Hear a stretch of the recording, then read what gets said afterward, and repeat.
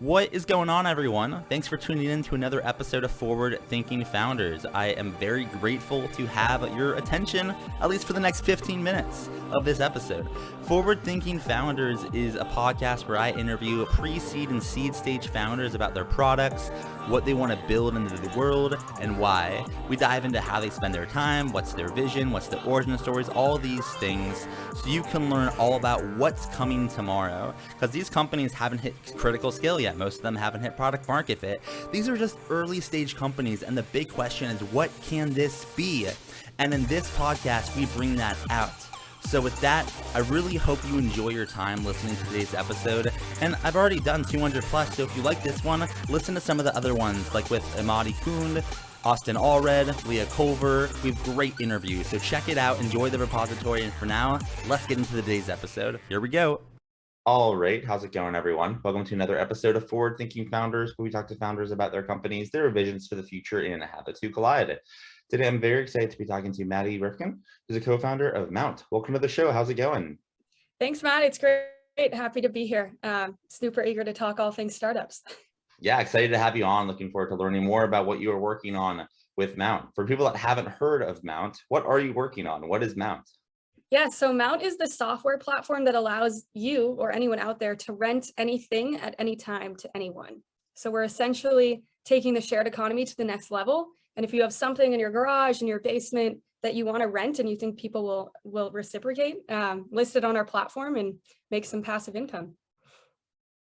So this is fascinating. I think this is, it definitely makes sense based on where the world is going. I'm just curious, like, how does it work? I mean, what if I want to rent this bike, right? I only use the mic a couple days out of the week. Like, how would it work if I wanted to rent a mic or like a bike? Or help me understand, how does it work for the average user? Yeah, for the average user. So if you have a bicycle, you'd go on our website, basically walk you through steps to list it, similar as if you were listing an Airbnb property. And at the end of it, you would order an IoT device. So when that comes in the mail a week later, you stick it on your bicycle. That basically essentially makes it GPS tracked and it connects it to our software system. And so then you basically would leave it in a place that the general public could access. So either in a garage where you give them the garage code, something like that. And then everything is good to go. You're hooked up and running. So if someone downloads the Mount app and wants to rent a bike, yours would pop up and they would see the location, they'd go find it. And then to rent it, they'd scan the QR code on that IoT device. And that would essentially give them access to the bike. It would either give them the unlocking code, it would unlock the motor, or some type of mechanism, depending on what type of asset it is, to make them be able to rent it. They pay for it through the app. They, can buy insurance if they want, all that good stuff. And then they're off to the races. Your bike is being GPS tracked, so you know where it is at all times. And then when they're done, they have to bring it back and basically essentially lock it the same way they found it. So I have one more question on how it works. Usually I just have one, but this is it's pretty interesting. So like, this isn't a type of thing where I like this is how I'm understanding it. Let me know if like I'm wrong. So like, it's not a type of thing where someone books the bike and then we meet up and I give them the bike and then we decide when they're going to give it back. It's like, let's say I have like 5 bikes. I put them just in the public and then anyone can, it's almost like building my own like equivalent to like a bird network or something. And is that kind of a right way to think about it? Yeah, that's the exact right way to think about it. The only thing that really limits us and differentiates us from everyone else is it has to be on private property. So you can't just go put a bike in a like King Soopers parking lot and call it good. It does have to be on property you own. Otherwise, there's going to be some players out there that will be quite mad. Yeah, for sure. How'd you get this idea? Like, what's the origin story for Mount? It's an interesting one. So I think the whole kind of mobility, bikes and scooters and locks thing started when I was very little. I was in 5th grade and I was in an invention competition, designed a bike lock. I won, got a patent for that when I was 15. And so that's kind of how this whole entrepreneurial journey started for myself. And then I studied entrepreneurship at Northeastern and dove into the world of micromobility. Actually, I was consulting for the micromobility greats like Tier and Bird and Lime. Really learned firsthand how they did operations, asset management, but just figured, there's a better way to do this. And instead of buying new assets, 9 out of 10 people in the world own a bike and they like basically never use it. I bet, the people listening out there are going to be like, oh my God, there's 5 bikes in my garage that have not been used in years. So that's essentially where we're cleaning up. And I guess to give everyone out there some context and focus, where Mount is really focused on right now is in the Airbnb space. So instead of just anyone being able to list an asset, that's where we want to get to. But where we are focused right now is helping Airbnb hosts list these assets so that when a traveler comes, they have more than just a place to stay. They have all these amenities. So I have to guess, just based on talking to a lot of founders, that like it's not like when you got the idea, you immediately were like, oh, like this is the idea, this is how to do it, this is everything. I'm sure it's been a journey, as it is for every founder. So I'm curious for you, like, what have you learned so far as you've been on kind of the Mount journey? It could be about product or the markets or actual technology, but what have you learned so far since you kind of started off on this journey with Mount? Yeah, I mean, this journey with Mount, I think, has amounted to about 4 or 5 pivots now. So the biggest thing we've learned, and I've learned myself, is just listen to your customer, because they're going to tell you if what you're building is what they want. And in most of the cases, it's not what they want. Like they told us outright, like, we don't want scooters and we don't want to buy new assets. Like we have these, can we list them? And we're like, oh, that's a brilliant idea. So that's actually where Mount comes from, is from our customers, and just listening to them and not being afraid to pivot, because I think, in the industry, they're like, oh no, stick with one idea. But I mean, you got to be nimble, change your idea, till you find what works.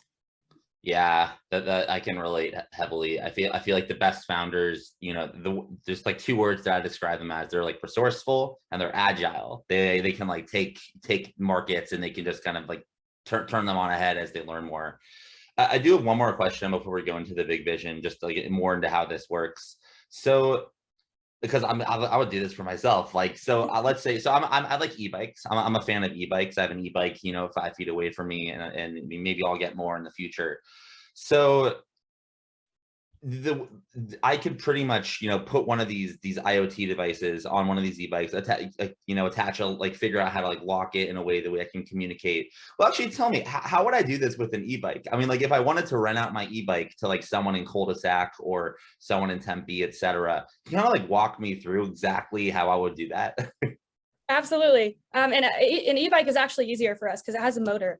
Yeah. So instead of that generic IoT device we sell where you like stick it on essentially like a GoPro mount, we have a few partners that'll come and basically hook up an IoT device to your motor so that our app is controlling and flipping on and off the motor, which is a way easier way to control the locking and unlocking.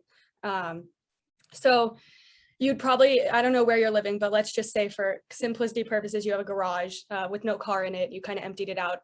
5 e-bikes are now in there, all on the Mount platform. Someone would come and either get the code, they'd get the code to the garage basically to start their amenity rental. And then they just click unlock and your bike would unlock itself, the motor would flip on, and that person is off to the races. You have the ability to put in different type of pricing where it's either like an hourly price, a daily price, or even a per minute fee like Bird and Lime do. And then the renter basically chooses what they want and you're making money. This is very cool. What do you kind of see as the future for it? Like, I mean, in 5 years, 10 years, however long you want to kind of look out, what does the world look like when Mount is a huge company, and kind of what direction are you rowing in? I think for us, the biggest thing is just taking these used assets and repurposing them. So essentially, we'd like to see the waste of new assets being purchased really decrease, and the amount of bikes ending up in landfills also decreasing. So I think that's important for us, but really the massive vision for Mount is any piece of private property, whether it be an Airbnb, whether it be your personal apartment, or on a larger scale, office buildings, commercial real estate, multifamily. That's kind of where Mount amenities are going to be. So if you're a traveler, you show up in Denver, Colorado, you're going to Google, where can I rent a bike? Where can I rent skis? And Mount would actually come up as that top rental kind of platform. And in order to make that happen, you'll need some help, right? I mean, it takes a village to make a startup work. So my question for you is, how can the forward-thinking founders community help? Are you hiring, raising money, looking for, rentees, renters? How can we assist? Yeah, so we just finished a startup accelerator called Blue Startups out in Hawaii, very travel focused. So with that, our demo day was a week ago, and we actually just closed our raise.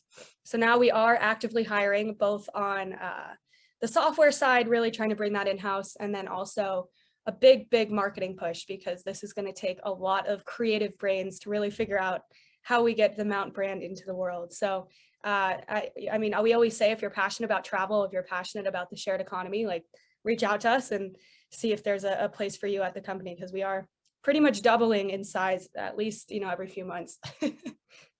Yeah, it sounds like a startup to me. That's awesome. Congrats on everything so far. And I guess for my last question is, if someone wanted to learn more or wanted to apply or join the team or become a customer, how can they do that? Do you have a website, social media account, email address? Like, how can someone get in touch?